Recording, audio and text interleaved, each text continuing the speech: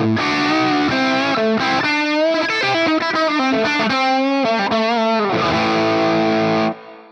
friends, it's Mike here at Guitar Tricks, back with another video on my series on how to start playing lead guitar. Before we get started, make sure to subscribe to the channel and ring that notification bell. And while you're at it, hit that like button. It would really help out. Now, back to the lesson. In a previous video, I talked a little bit about the importance of learning solos from songs that you love, learning them note for note, and getting inside each lick and phrase and putting it into your toolkit or your toolbox full of lead guitar phrases that you can pop out and connect together in order to construct solos when you're improvising over a chord progression. I want to go a little deeper with this idea on how to really expand your toolkit, okay?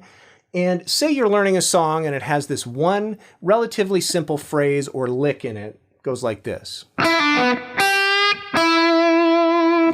Okay, so this is a lick in E minor pentatonic. I'm pulling off from the 5th to the 3rd fret on the B string, going to the 4th fret of the G,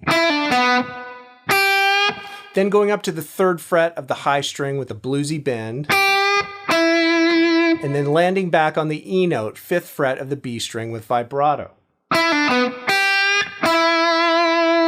All right. So one of the first things we want to do once we practice this and get it under our fingers, of course, we're going to go slow at first, lots of repetition, and get it sounding nice and smooth, okay? One of the things that you need to do is to move this very lick around the fretboard and try it out in some different positions, okay? The guitar on different string sets, on different parts of the neck, are going to give you the same notes. So I can play this lick over here, over here, and over here. Okay, each of those gives you a little bit of a different tone, but the more important thing is that when you're improvising and that lick sort of pops into your ear the moment before you want to go for it, you don't want to just try and figure out, oh, I only know it in this position. You want to have it available to you all over the neck so that you can grab it right in the middle of improvising. Okay, so just try that out in different positions.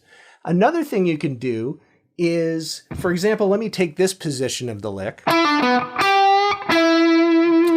Now, this is an E minor pentatonic pattern in this position, and there's also one right next door, and we have all these patterns that connect together across the fretboard. So what if I moved it into a different pattern? What would that look like? I've got an E minor pentatonic pattern right in the 7th position here that I'm using. And there's one right next door here. Okay? Now, in order to play the same lick, I have to play it a little bit differently to account for the different pattern. Okay, this time I'm hitting the 9th fret of the G, but then changing strings to the D string, 12th fret to the 9th fret on the D string. Now my pull-offs is in a different spot in this pattern, which gives it a cool sound, right? And I'm ending off on the 12th fret of the G string with a bluesy bend back to 9 on the G. Okay, so just transposing that lick into a different pattern, okay, might give it a different sound and a different way to play it, which is really cool. You've just sort of expanded your toolkit. And of course, you can do the same thing with figuring out how to play it all over the fretboard. Another thing, of course, we can do is change the key. Practice the same lick in different keys. I did E minor pentatonic at first. What if I went up to A minor pentatonic?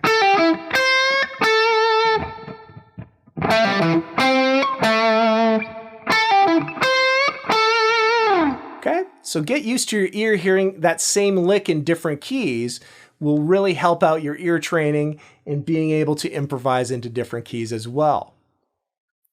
And finally, what we want to be able to do is experiment on the lick that we just learned and make these little variations. We can turn one lick into dozens of licks just by experimenting a little bit. For example, my original lick here was... Okay? What if I changed it just a little bit at the beginning? Okay, now I'm starting on the 3rd fret of the B string, and I'm doing a hammer on to 5, pulling off on 3, and then the rest of the lick is the same. Now I've just made a new lick by just doing a little variation, right? How about something like this? Okay, now I did a little repeat in there on the pull-off. What if I hit that top note twice? Okay, what if I did something like... Add in some different notes up top from the same position that you're playing the lick in. You've got lots of variations right at your fingertips with a little bit of experimentation. So as you're doing all these things and creating all these new lick ideas all across the fretboard, one of the great things to maybe have is some transcription paper and a logbook, and be able to just transcribe each little lick that you learn, all the different variations of it that you came up with, and just have this log that you can go back to and use like a repertoire of building blocks of licks that you can use when improvising over chord progressions. You can practice them regularly and work on your improvisation skills with a backing track and try to connect all these ideas together. What other tips would you like to see here on this channel? Please leave a comment and let me know. And be sure to check out guitartricks.com for more in-depth, step-by-step lessons. I hope this helped you get to some great soloing, improvising on top of backing tracks or any kind of chord progression. Hope it helped out. We'll see you on the next one.